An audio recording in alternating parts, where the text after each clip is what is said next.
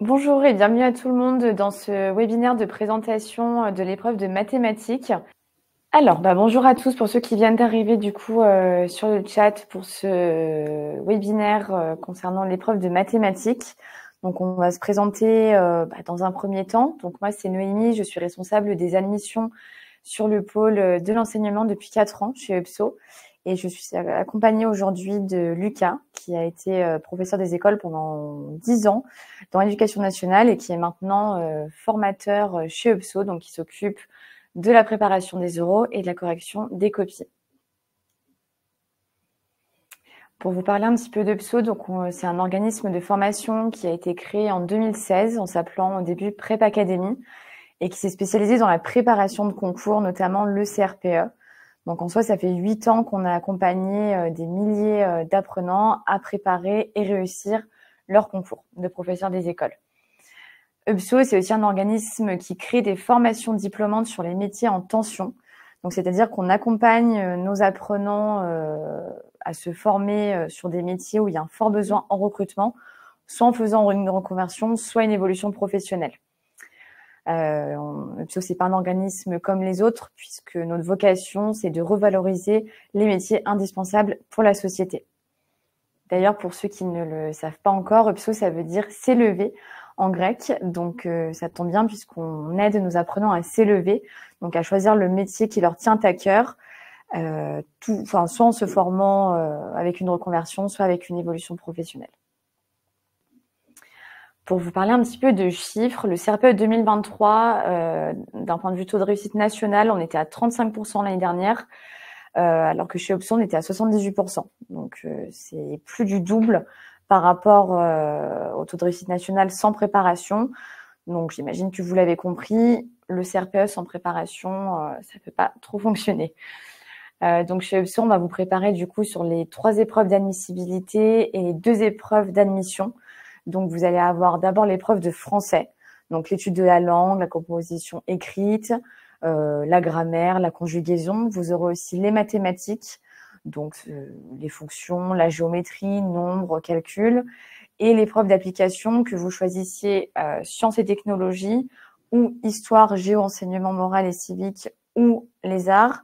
Vous aurez donc tout ce qui est construction et analyse de situations d'apprentissage, toutes les connaissances disciplinaires et bien sûr les examens blancs pour vous entraîner.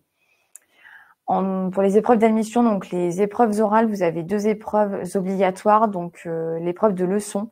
Donc là, on va vous fournir tout le programme sur la didactique de français, de mathématiques et sur les séquences et les séances d'enseignement.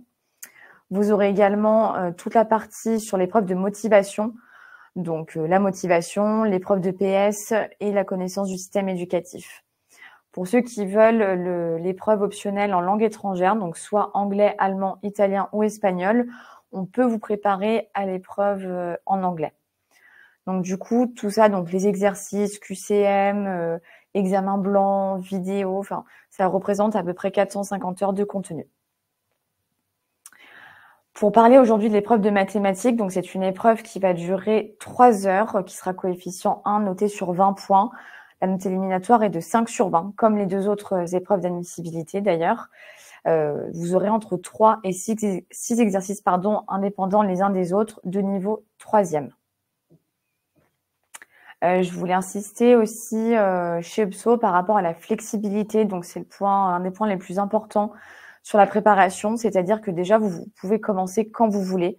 La préparation, vous allez avoir un calendrier personnalisable. C'est-à-dire que c'est vous qui allez pouvoir choisir les jours de la semaine et le nombre d'heures que vous voulez faire par jour. Donc, si par exemple, le mercredi, vous êtes disponible pendant 3 heures, vous paramétrez 3 heures de disponibilité. Et du coup, en vous connectant, vous retrouverez pour 3 heures de cours et d'exercice. Donc, c'est simple, vous cliquez sur un cours, vous validez et passez à la suite. C'est un calendrier que vous pouvez reparamétrer même au dernier moment, le jour J. Vous pouvez rattraper les tâches en retard et même indiquer des indisponibilités. Donc, en soi, que vous soyez demandeur d'emploi, salarié ou parent à temps plein, vous pouvez totalement faire la préparation en parallèle. D'ailleurs, si jamais vous avez des disponibilités, vous pouvez bénéficier de conventions de stage en illimité pendant la préparation, pour découvrir vraiment le métier de professeur des écoles sur le terrain avant de terminer votre concours. Écoutez, est-ce que maintenant vous êtes prêts à tester votre niveau en mathématiques? Je vais laisser donc la main à Lucas. Moi, je serai disponible sur le chat si vous avez des questions, donc n'hésitez pas à en poser. Voilà, je resterai disponible. À plus tard. Merci Noémie. Écoutez, bonsoir à tous. Je suis ravi d'être avec vous ce soir. Si vous êtes là, c'est qu'effectivement vous vous destinez au métier de professeur des écoles. Alors je vois effectivement Céline dans le chat qui évoque une autre formation. Écoutez, si vous souhaitez tester votre niveau en mathématiques, il n'y a pas de souci, vous pouvez rester avec nous. Et si vous êtes inscrit à ce webinaire, c'est que vous souhaitez du coup évaluer un petit peu votre niveau en mathématiques. Et déjà, rien que pour ça, je vous félicite d'être là parce que on sait tous que les mathématiques, c'est parfois la bête noire. Je lisais dans les commentaires déjà, notamment Céline ou même Isabelle, cette phobie un petit peu des mathématiques qui, pour certains, date du collège, voire même de la primaire. Mais je vous rassure, il est tout à fait possible de combattre sa phobie à tout âge. Et donc, c'est l'idée de ce soir, c'est d'évaluer un petit peu votre niveau de maths sans pression avec 3 exercices. Un premier exercice qui va concerner l'arithmétique. Donc, c'est un petit exercice d'échauffement pour vous replonger dans les mathématiques. Un deuxième exercice sur la géométrie et un troisième sur les fractions. Les 2 derniers sont extraits des annales de 2023. Alors, si vous souhaitez, vous pouvez aussi vous auto-évaluer pour vous attribuer une note à la fin sur 20. On sera ravis de pouvoir voir vos scores et ne vous en faites pas, même si le score n'est pas à la hauteur de vos attentes, vous aurez diverses occasions, notamment grâce à tous les exercices disponibles sur la plateforme UPSO pour vous entraîner davantage. Je vous propose de commencer sans plus attendre avec donc le premier exercice d'arithmétique qui concerne le projet de Julie, cette enseignante passionnée de mathématiques et qui décide de mettre en place un projet de jardin pédagogique avec ses élèves. Mais pour ça, elle doit acheter des matériaux, elle doit organiser ses tâches et elle doit aussi gérer son budget. On va donc voir sous plusieurs exercices les différentes étapes de son projet. Voici la première étape et donc le premier exercice qu'on vous demande. Donc, Julie va au magasin pour acheter des matériaux pour le jardin. Elle achète 4 sacs de terreau à 17,25 € chacun, 3 arrosoirs à 4,80 € chacun et 5 outils de jardinage, des pelles, des râteaux à 6,50 € chacun. On vous demande pour cette première question, j'espère que vous avez tous votre stylo et vos feuilles à proximité, on vous demande de calculer le montant total de ces achats. Et pour cette première question, on vous laisse 1 minute 30. Bon courage.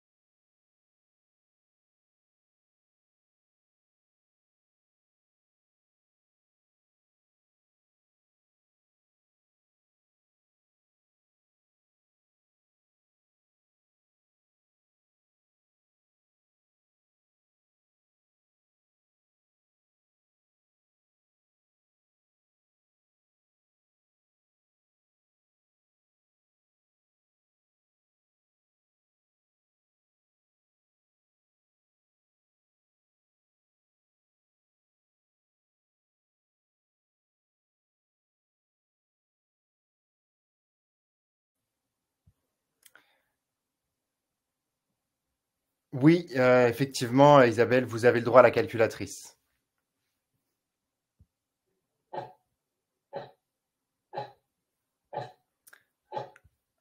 Eh bien, écoutez, le temps est écoulé. Je vous propose qu'on passe à la correction. Les résultats semblent, pour le moment en tout cas, corrects pour tous ceux qui ont pu répondre. Donc effectivement, c'était un problème à plusieurs étapes. Donc la première étape, c'était de calculer donc pour chaque matériau le montant total, c'est-à-dire que pour les sacs de terreau, on va multiplier le montant fois 4, donc 4 fois 17, 25, ce qui nous fait 69. Pour les arrosoirs, 3 fois 4,80 €, 14,40. Pour les outils, 5 fois 6,50 €, donc 32,50. Et enfin, une fois qu'on avait fait cette étape, on n'avait plus qu'à ajouter les trois montants pour obtenir le montant total qui était de 115,90 €. Bravo à tous. Je vois en tout cas que des bonnes réponses. Bravo. Donc, vous voyez que finalement, que vous avez quand même des bases. On y va pour cette deuxième question, toujours avec le projet de Julie. On nous indique qu'elle dispose d'un budget de 100 €. Au moment de payer ses achats, elle reçoit une remise de 20% sur le montant total, qui est donc, je vous le rappelle, de 115,90 €. On vous demande de calculer le montant de la remise et du coup le montant total que Julie va payer après cette remise. D'où la question, Julie restera-t-elle dans son budget initial de 100 €? Oui ou non? Vous avez aussi 1 minute 30, on corse un petit peu les questions. Bon courage.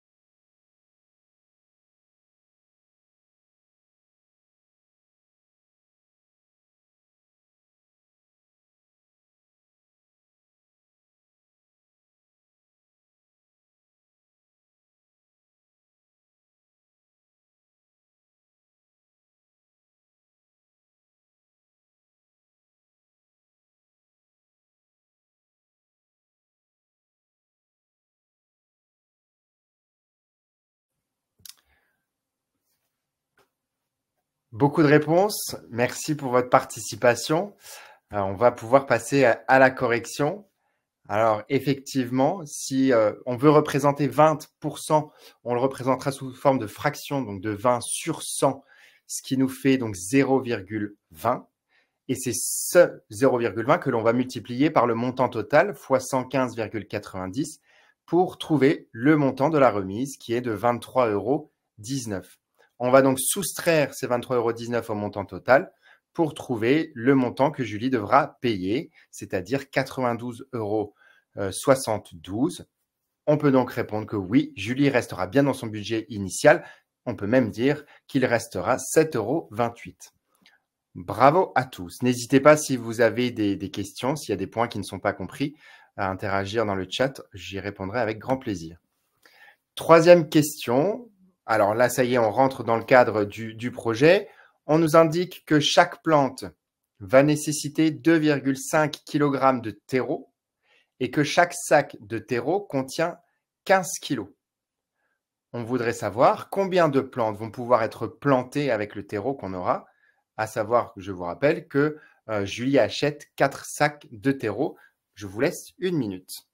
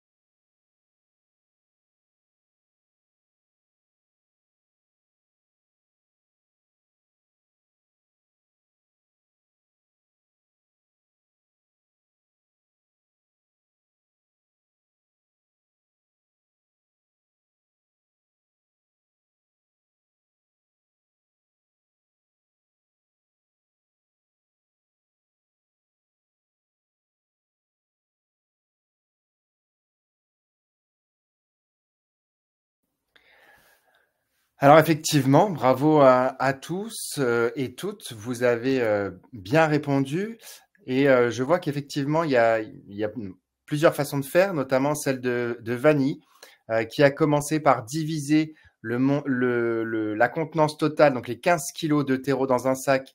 Elle a divisé ça par 2,5 pour savoir combien, de plantes par sac et ensuite elle a multiplié par 4. On pouvait aussi faire dans l'autre sens, c'est-à-dire d'abord calculer la quantité totale de terreau en faisant 4 fois 15, ce qui nous donnait 60 kilos, et ensuite en divisant par le nombre nécessaire de terreau par plante, c'est-à-dire par 2,5, ce qui nous donnait également le même résultat de 24. Donc effectivement, 24 plantes vont pouvoir être plantées. Bravo à tous.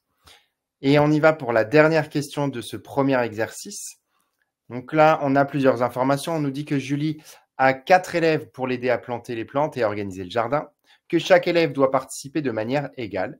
Et on nous informe que chaque élève peut planter une plante en 15 minutes. Et Julie veut que le projet soit terminé en une matinée de 3 heures. La question est donc la suivante. Même deux questions, combien de plantes vont pouvoir être plantées par élève en 3 heures? Et du coup, le projet de plantation pourra-t-il être terminé en une matinée? Je vous laisse une minute.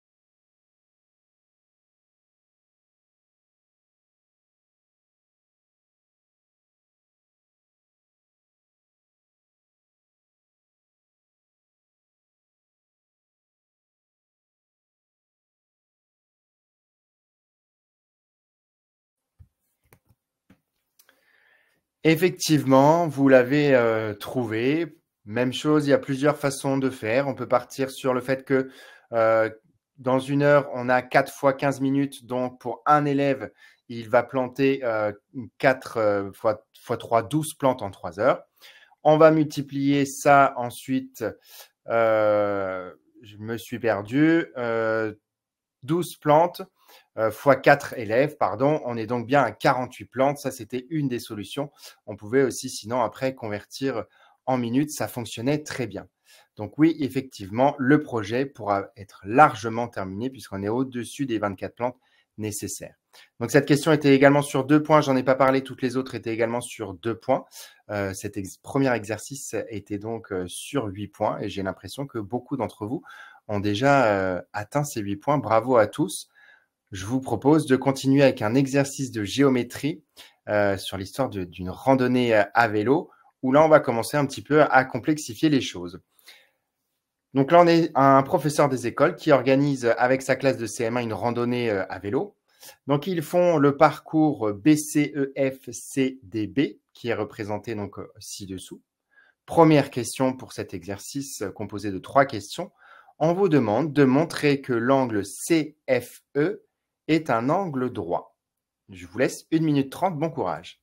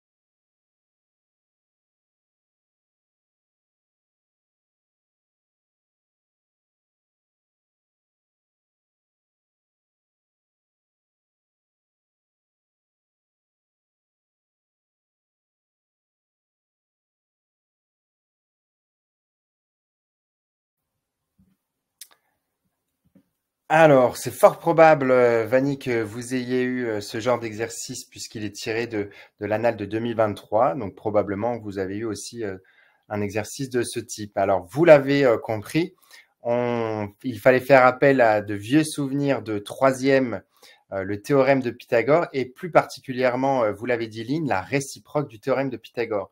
Alors, que dit ce théorème de Pythagore? Il dit que l'hypoténuse, le carré de l'hypoténuse, donc le côté le plus grand, s'il est égal, s'il est égal au carré des deux autres côtés, alors il y a un angle droit. Ça, c'est la réciproque. Donc, on va essayer de montrer que cette réciproque est vraie, c'est-à-dire, merci.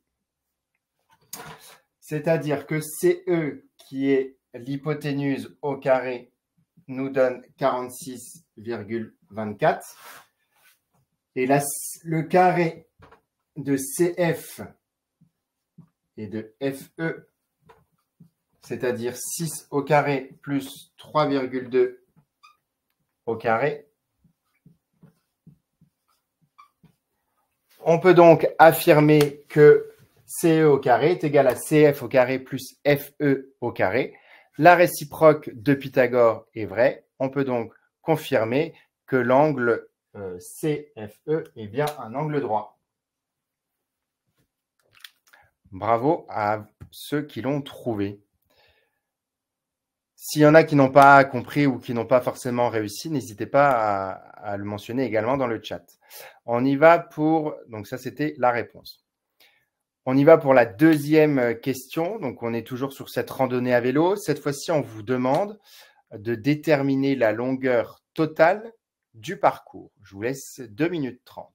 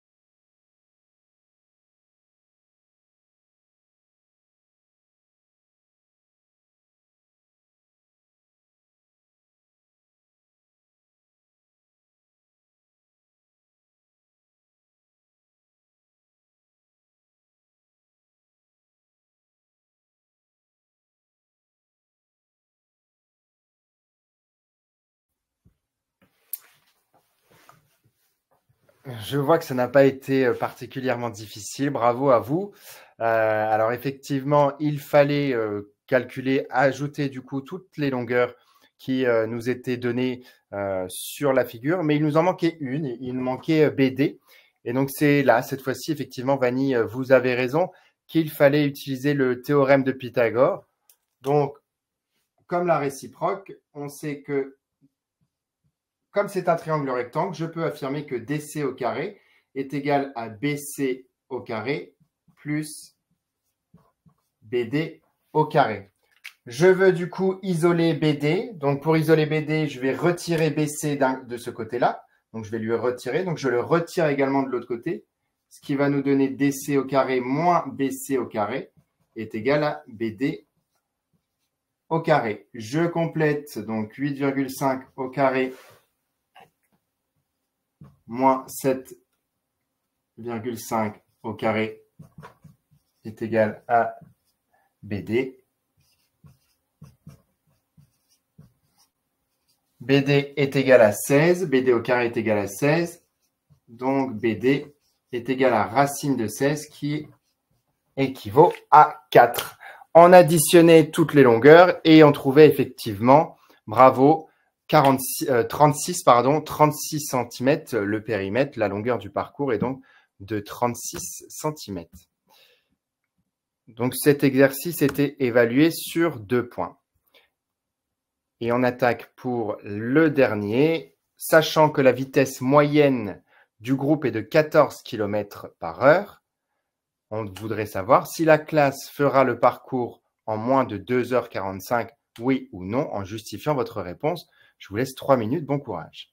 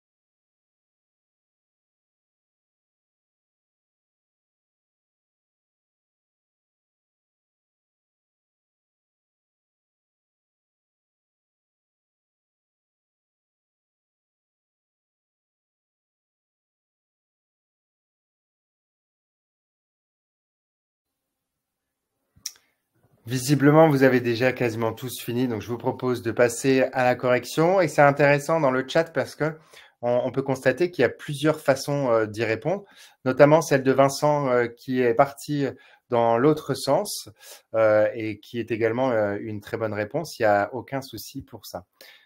Il y en avait deux, en tout cas, qu'on voulait vous présenter, notamment une que je crois que Céline et Annabella ont utilisée, qui est d'utiliser la formule de calcul de la vitesse. Donc, V égale D sur T.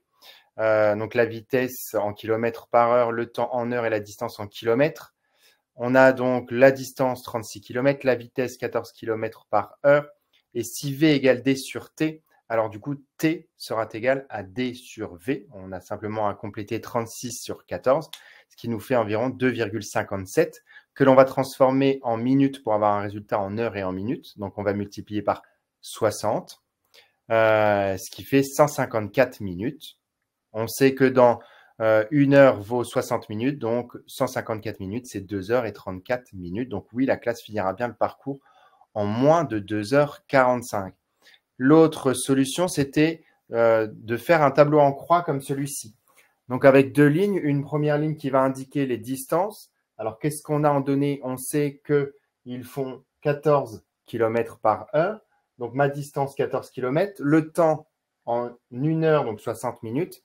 Et on sait qu'il parcourt 36 km au total. Donc, on va faire le produit en croix. puisqu'on est bien dans une situation de proportionnalité. Et donc, notre tableau en croix, on fait donc 60 fois 36 que je divise par 14, ce qui nous fait 154 minutes. Donc, même chose que précédemment, 154 minutes, c'est bien 2h34 qu'il fallait du coup trouver pour répondre correctement à la question et donc indiquer que oui, ils pourront bien faire le parcours en moins de 2h45. Bravo pour ce deuxième exercice qui commençait déjà à être un petit peu plus compliqué. On va passer au dernier exercice, un exercice de fraction où on va travailler le partage d'une somme d'argent. Donc, voici l'énoncé. Il s'agit de 4 personnes que l'on va nommer grand A, grand B, grand C et grand D qui vont se partager une certaine somme d'argent. Et on va appeler petit a, petit b, petit c et petit d les montants que ces 4 personnes vont recevoir. Et on sait, ça va aller Vanny, vous inquiétez pas, ça va aller. On sait également que petit a, donc la somme de grand A, représente un quart de la somme totale. Le petit b représente un tiers de la somme totale. Et on sait que les personnes C et D vont se partager ce qui reste en prenant chacun exactement le même montant. D'où cette première question où on vous demande de déterminer la proportion que représente petit c par rapport à la somme totale. Ça se complique. Faites appel à toutes vos connaissances. Essayez, même si vous n'y arrivez pas, même si vous vous trompez, ce n'est pas grave. Mais essayez quand même. Je vous laisse 4 minutes. Allez, bon courage.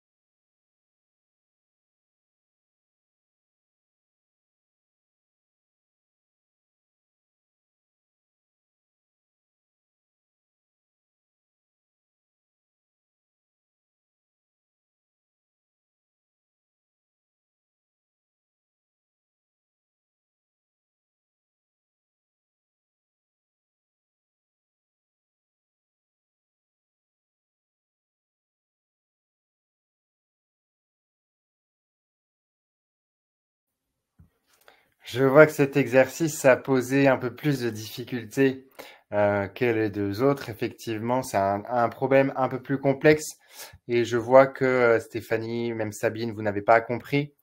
Vanille, on n'abandonne pas aussi facilement, hein. Alors, pour vous expliquer, je vais utiliser un petit schéma. C'est comme une bande d'unité, c'est-à-dire que ça représente la somme totale. Et cette somme totale, elle va être partagée. Donc, un quart par la personne A, un tiers par la personne B. Et du coup, la somme restante va être divisée en deux pour C et D. Et nous, c'est ce qu'on cherche. On veut savoir quelle est la proportion de C. Donc pour ça, il y a plusieurs étapes. On va d'abord commencer par calculer du coup la somme reçue par A et B sous forme de fraction.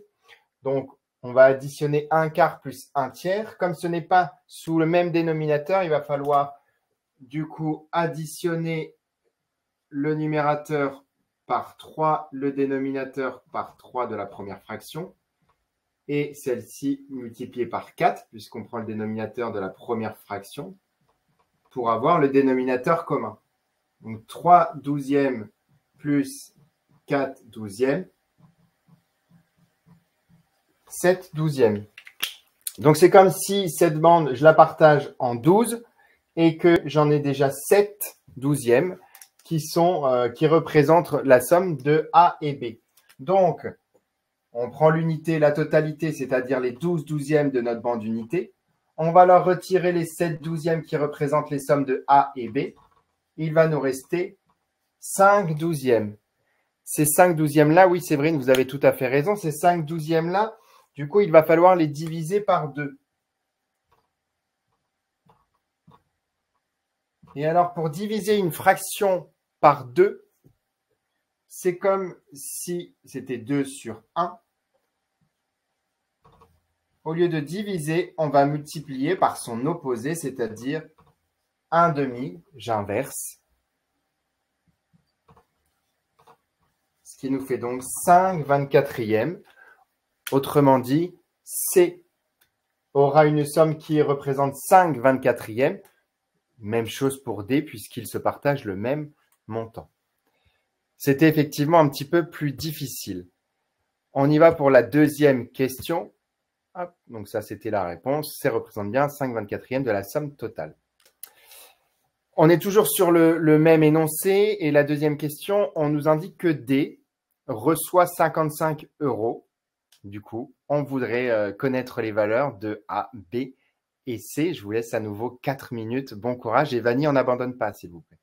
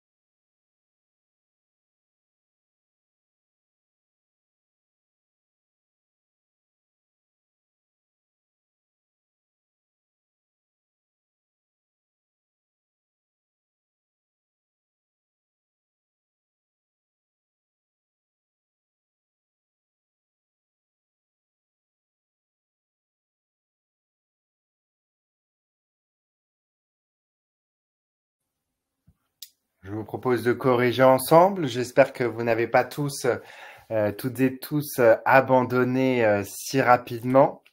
Bravo Colline, bravo Lynn également. Sabine, c'est pas grave, vous inquiétez pas. Vous aurez l'occasion de refaire des exercices via la plateforme UPSO pour vous entraîner sur les fractions. Alors pour cet exercice, pareil, il y avait également deux façons de faire. Je vous en présente une et puis on verra la deuxième ensuite. C'est de répondre sous forme d'équation en partant de l'idée que x va représenter ma somme totale. Donc là, j'ai rappelé au-dessus les fractions, ça va nous servir pour la suite.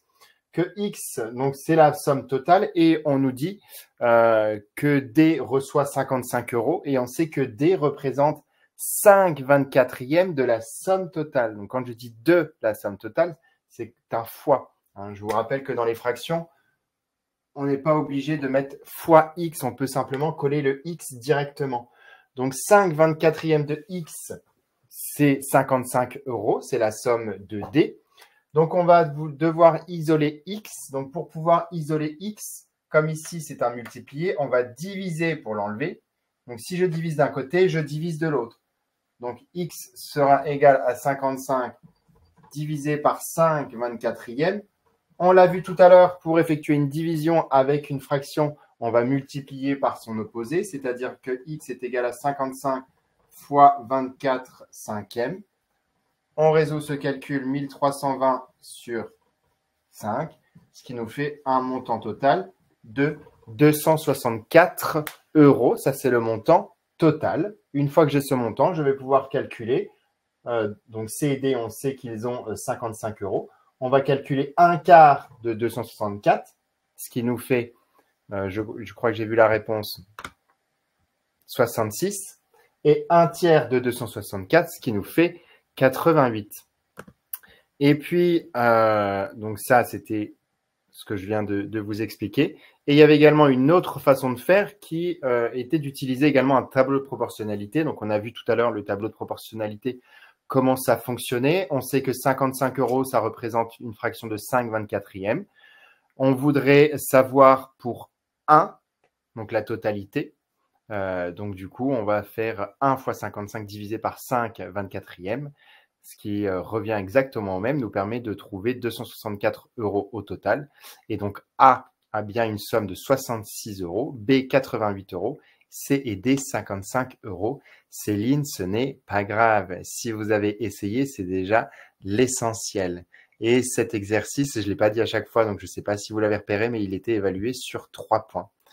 Du coup, je suis impatient de connaître votre score, mais vraiment, ne vous en faites pas. Si vous n'avez pas un score qui est à la hauteur de vos espérances, vous aurez largement le temps de vous entraîner et vous avez totalement raison de commencer à vous inscrire sur UPSO pour pouvoir vous entraîner pour passer le concours du CRPE en 2025. Vous aurez largement le temps de vous entraîner.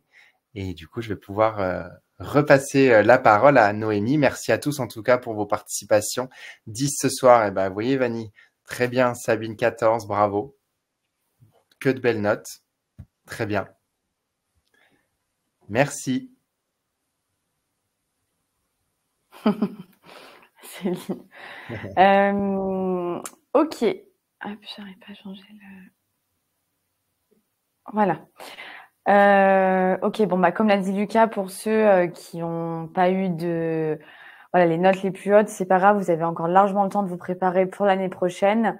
Et puis, je vais vous montrer d'ailleurs que chez UPSO, tout est fait pour que vous soyez entraînés. Du coup, pour commencer, vous allez déjà avoir des concours blancs pour vous mettre en condition réelle de concours. Donc, les concours blancs, quand vous les faites, à chaque fois, vous avez une correction qui vous sera renvoyée complètement personnalisée de votre copie, donc sous 48 heures grand maximum, avec une note, des commentaires et des axes d'amélioration pour pouvoir progresser. Les professeurs qui corrigent vos copies sont tous experts du CRPE. Donc, on a à peu près entre 20 et 30 concours blancs corrigés en fonction de la formule que vous allez choisir. On y reviendra après.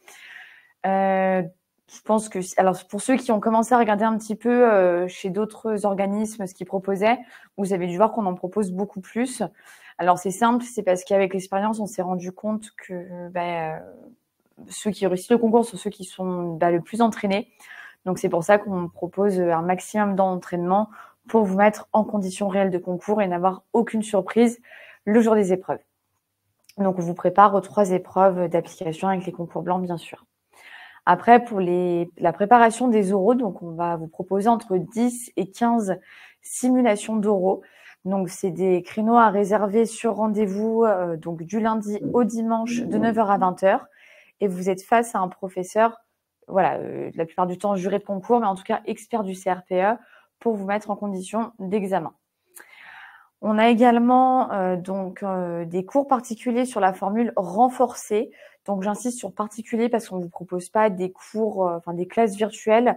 C'est vraiment un cours où vous êtes tout seul avec un professeur pour justement retravailler les notions sur lesquelles vous avez éventuellement le plus de difficultés, notamment en maths si vous avez besoin d'un accompagnement. Donc au niveau de nos 2 formules, donc on a la principale et la renforcée. Donc sur les 2, vous avez toujours un socle commun, donc les 450 heures de contenu, les concours blancs, les simulations d'oraux, les 140 épreuves type corrigées, la messagerie instantanée accessible en direct 7 jours sur 7, 24 heures sur 24, le suivi par les coachs en formation, les oraux blancs en anglais et les conventions de stage.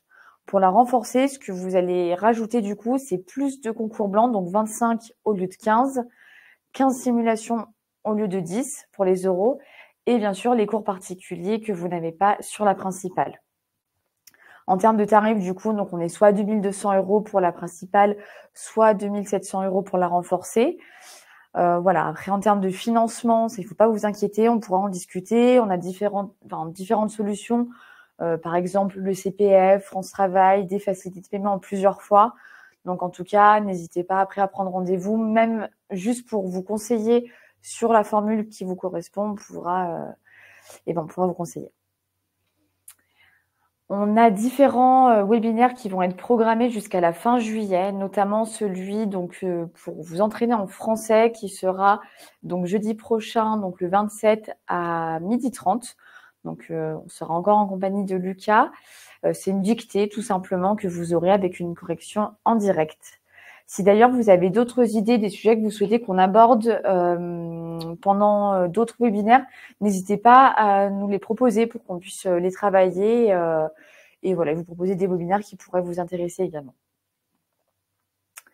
Voilà, on va arriver à la fin de ce live. Je vais regarder s'il y a d'autres questions avant. Hop, alors, Isabelle, financement CPF possible? Oui, on peut financer une partie de la préparation avec le CPF sans problème. Et puis après, c'est sur les notes. Stéphanie, oui, vous allez recevoir le replay dans tous les cas. Dès que le live se termine, vous recevez le replay par mail. Voilà, donc là, vous avez un lien de rendez-vous qui s'affiche sur l'écran. Donc, c'est pour réserver un rendez-vous avec Seymour ou avec moi. Seymour qui est aussi responsable des admissions sur le CRPE. Donc, n'hésitez pas, c'est gratuit et sans engagement. On pourra faire le point sur votre projet, répondre à toutes vos questions et puis vous guider sur votre préparation, bien sûr, au CRPE.